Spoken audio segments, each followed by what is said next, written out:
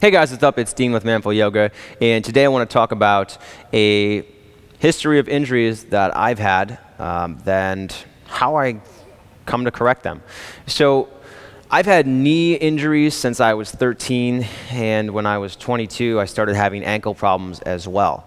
And I did the rehab, and I got back to where I was, when I had the injury, but I never got really stronger. And in July of 2014, I had the worst injury that I've ever had to my knee, and I was out for months. The injury happened in July of 2014, and I didn't even get back into really working out until March.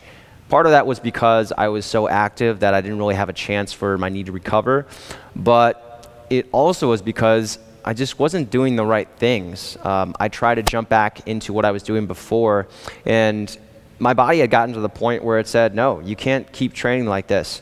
So it was really frustrating because eventually I had to do the physical therapy, and I got back to a point where I was working out again and at least going to yoga, but my leg muscles were not coming back in my right leg. They were so much smaller than my left leg.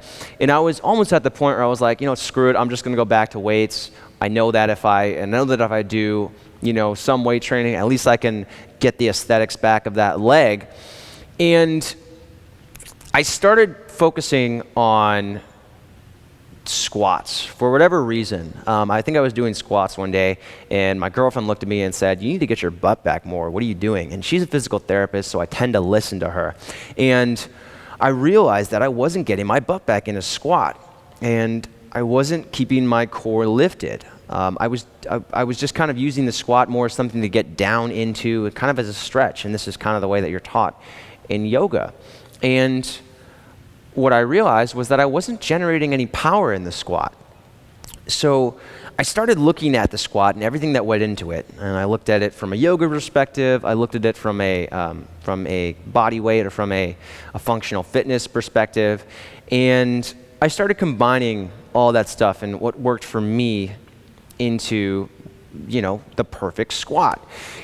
And what came out of that was I realized that I wasn't using my core enough. I realized that my lower back was inflexible, and I realized that I wasn't using my glutes enough in a squat. And it was weird because I always thought that I had bigger glutes. I was like, no, there's no way that I'm not using my glutes. And for some reason, I wasn't using my glutes. I wasn't using my core enough. Even though I could do a plank, for some reason, I just didn't have the lower abdominal awareness that was necessary to have a good squat.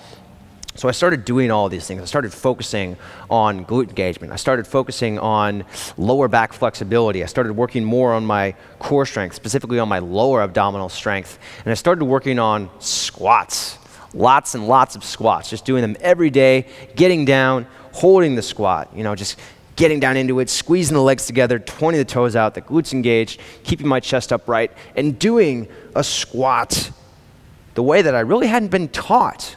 So the way that I had combined everything together, right? So getting in the yoga approach mixed with the bodyweight approach mixed with the CrossFit approach.